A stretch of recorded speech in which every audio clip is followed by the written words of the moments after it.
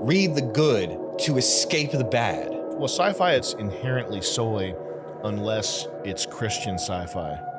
Speaking of which, you ever read Coutner Clock World? Oh, I've been wanting to read that for so many years. You've told me about it. Oh man, you'd love it. You ever watch the show Black Mirror? What could I imagine? Oh, one day we'll all be eating from tubes.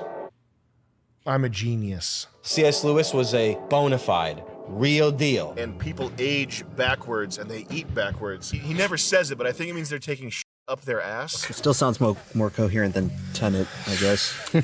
Confederacy of Dunces is the funniest thing I've ever read. Confederacy of Dunces is an incredible topic. There's no point reading things outside of the sacred texts. There's really not. First of all, I like science fiction that's, it doesn't have to be uplifting in the sense that it has a good ending or something, but science fiction that like broadens your, it just makes existence feel vast. Yeah. And this, I know that the Black Mirror, what they do is they either do like bleak, minimalist, pessimistic science fiction that would be, if there's a term for it, it's like they're trying to do realistic science fiction, which is like everybody's on their cell phone.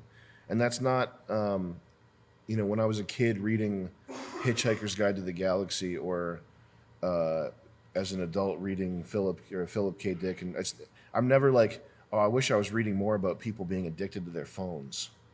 That's just very, it's just very weak. Even if it's not science fiction, I don't need to read that. I don't need to watch movies like Beau is Afraid. What's Beau is Afraid? I'm sure I don't even need to watch the movie. I'm sure it's about some guy's neuroticism, right? It's about a struggle with anxiety. Director Ari Aster. Completely blanking on a book title, something about wizards and demons who collect each other's feces and nails. Dr. Dinky the Wizard is what that's called. Thanks for the money. You talked about it on BGO. It's Dr. Dinky the Wizard.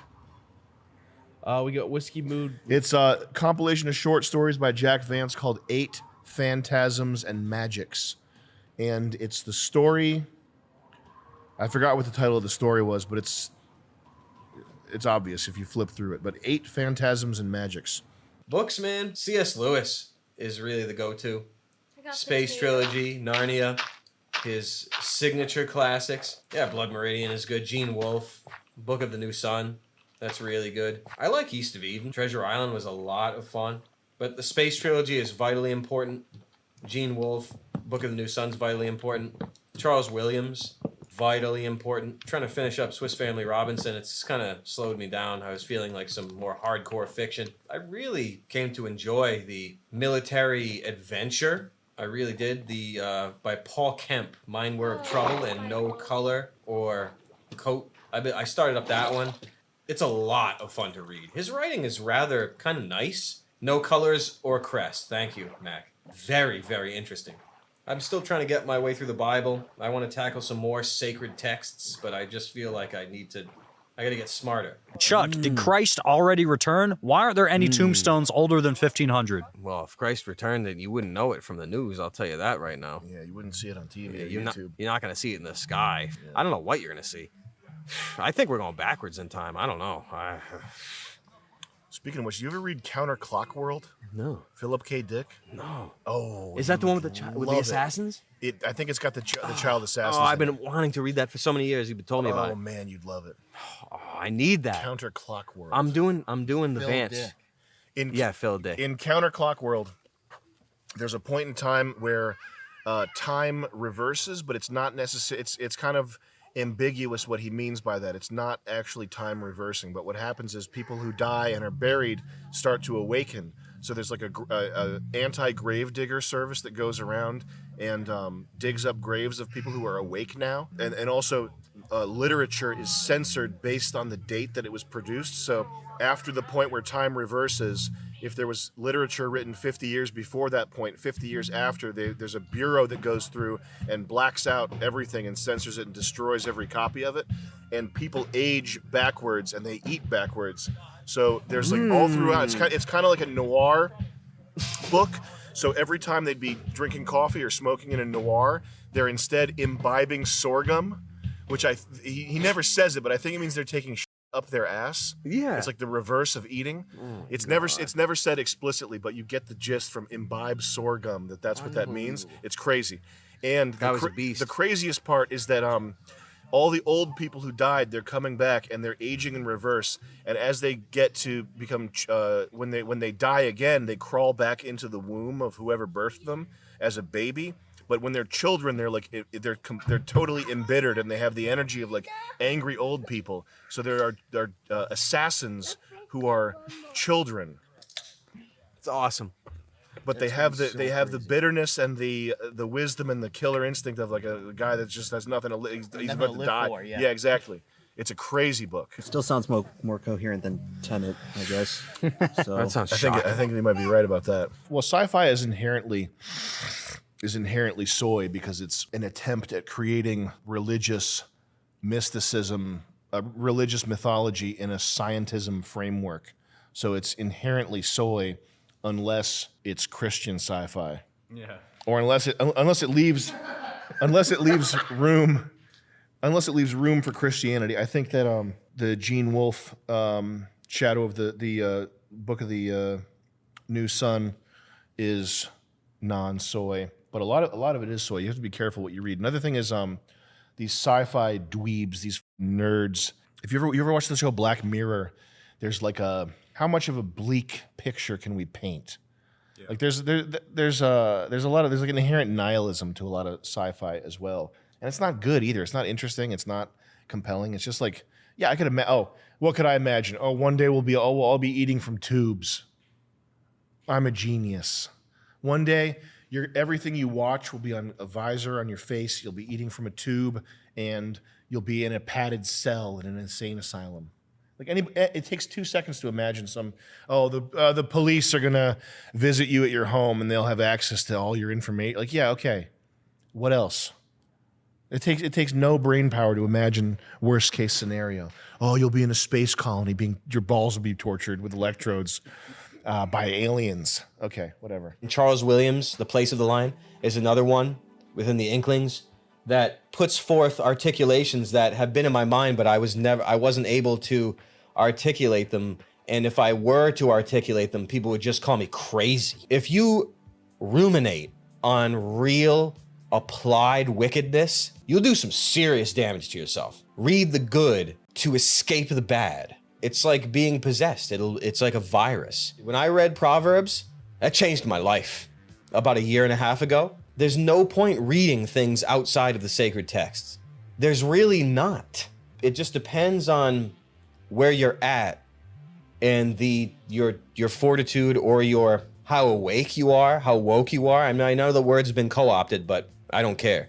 How woke you are, how awoken you are to recognizing a true system of control. That is a sort of a prerequisite to being able to process real wisdom. You mentioned the Dying Earth books, and there's a part with this demon coming out of a wall.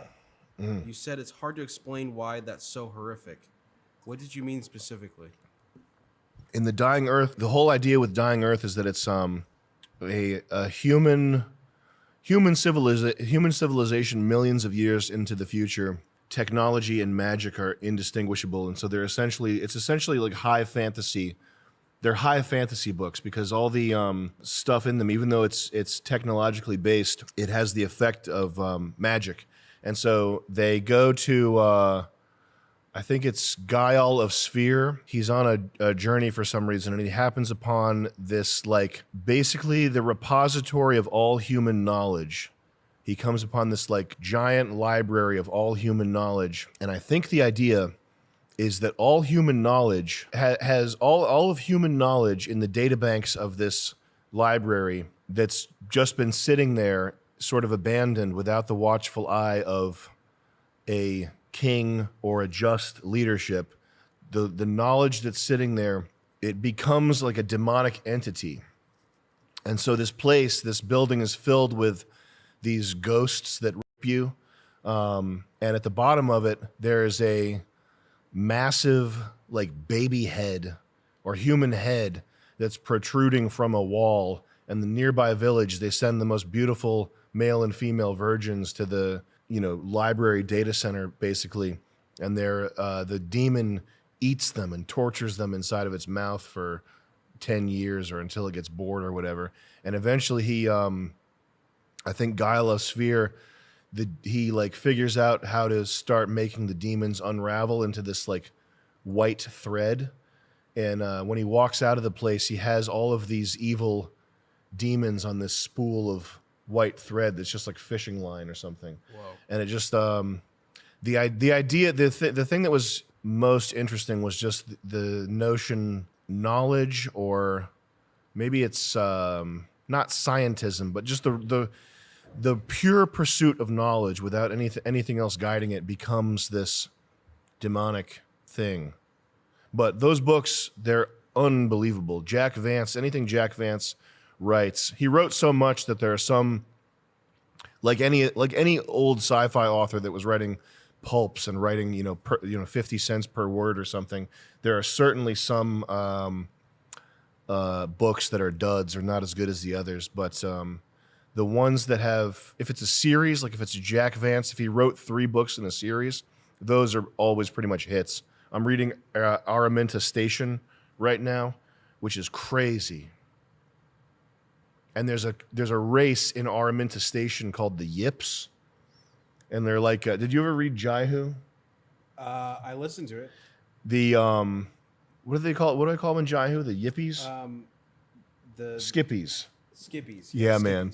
There's a race in 𝐸𝐴𝐸𝐴 Station called the Yips, and the Yips are like, it's the most scathing critique of like a native race ever.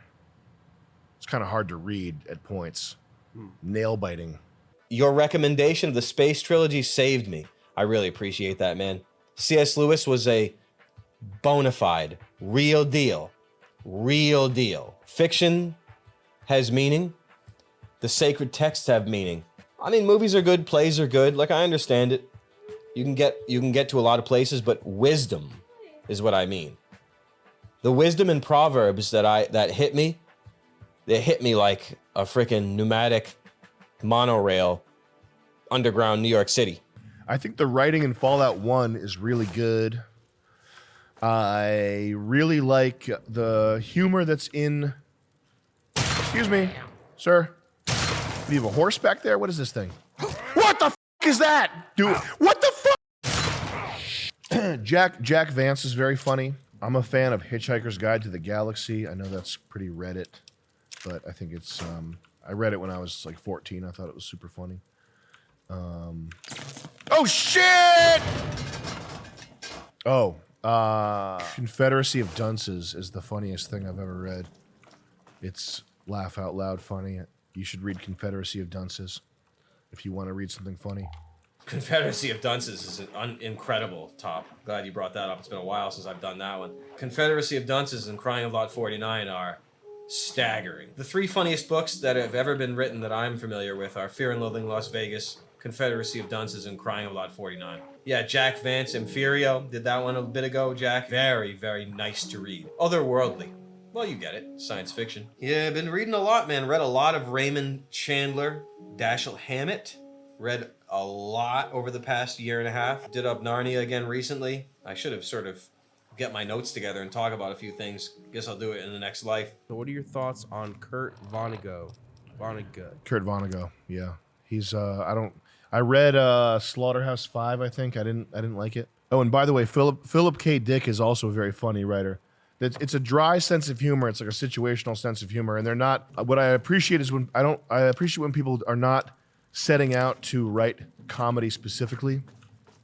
It's just that the situations are so sort of poignant that they become funny, which is what happens in the Jack Vance books and in some of Philip K. Dick's writing.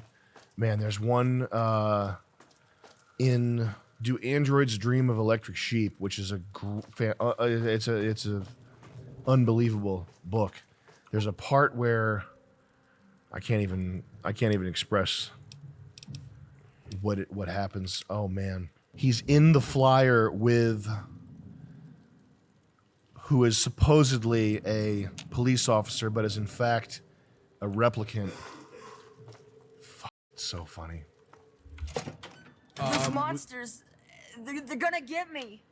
This guy just escaped Puffy's flavor camp. So I would say Jack Vance, very good. Philip K. Dick is really good, although Philip K. Dick, his books sort of they're hit or miss because the way that he wrote extremely fast. Philip K. Dick wrote from A to B. He didn't do many rewrites. There are a lot of spelling errors and typos in his work, which is not. I'm not saying that's not even an aesthetic problem. That's just evidence of the fact that he went fast. So the point being that Philip K. Dick, his books, he wrote so fast because he had so many sci-fi ideas that he wanted to convey, and he didn't necessarily think arduously about which sci-fi ideas fit with which other sci-fi ideas. And his tendency, what he as a writer, what he naturally liked to write about was like psychedelic drugs, police paranoia. So his books, they'll start off with some topic, and then it'll turn into psychedelic drugs, police paranoia. But they're worth reading because the ideas that flow are so interesting. The psychedelic drugs, the police paranoia stuff is also interesting. It's well written. I mean, it's compelling.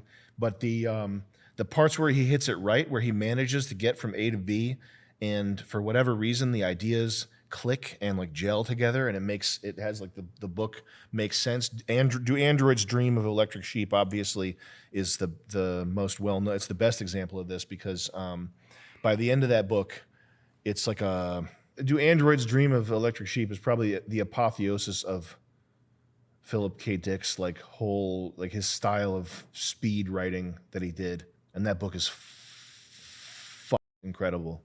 But a lot of his other books are really excellent too. Even the ones that are crap and not worth reading, if you are titillated by interesting ideas, you'll find something in there. A lot of it also turns into like pseudo religious, not pseudo religious. I shouldn't. That's kind of denigrates whatever his outlook was. But a lot of it turns into like, the alien is actually a god.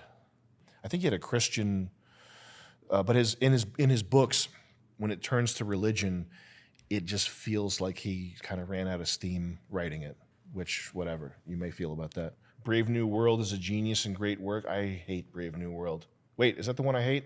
No, the one I hate is the one he wrote before he died.